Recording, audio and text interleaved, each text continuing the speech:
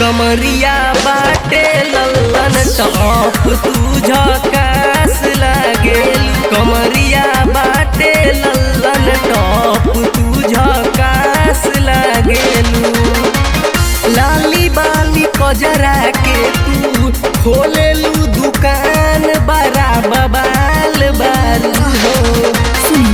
लाली बाली कजरा के तू खोलेलू दुकान बड़ा बबाल बालू हो। कमरिया बाटे लल्लन टॉप तू झकास लागेलू। कमरिया बाटे लल्लन टॉप तू झकास लागेलू।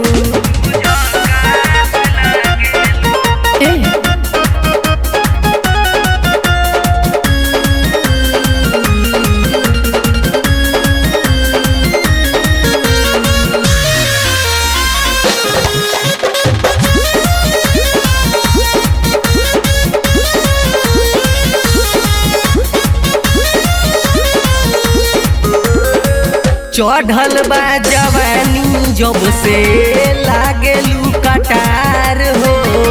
गौआ जवार में गोरी करेलू बवाल हो। चढ़ल बा जवानी जब से लागेलू कटार हो। गौआ जवार में गोरी करेलू बवाल हो। दुल्हन बनाइब लाइब हम बारात तू कमाल लागेलू। कमरिया बाटे लल्लन टॉप तू झकास लागेलू। कमरिया बाटे लल्लन टॉप तू झकास लागेलू।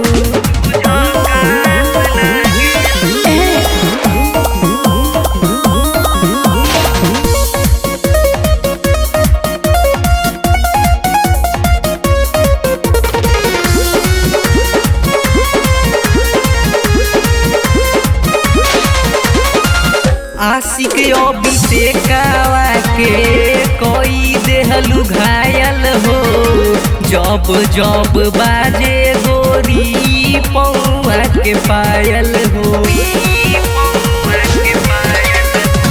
आशिक अभिषेकवा के कोई देहलू घायल हो। जब जब बाजे गोरी पौआ के पायल हो। जबले न लईबू जिंदगी में बहार बड़ा भूचाल लागेलू। कमरिया बाटे लल्लन टॉप तू झकास लागेलू। कमरिया बाटे लल्लन टॉप तू झकास लागेलू। अच्छा ये बात बा।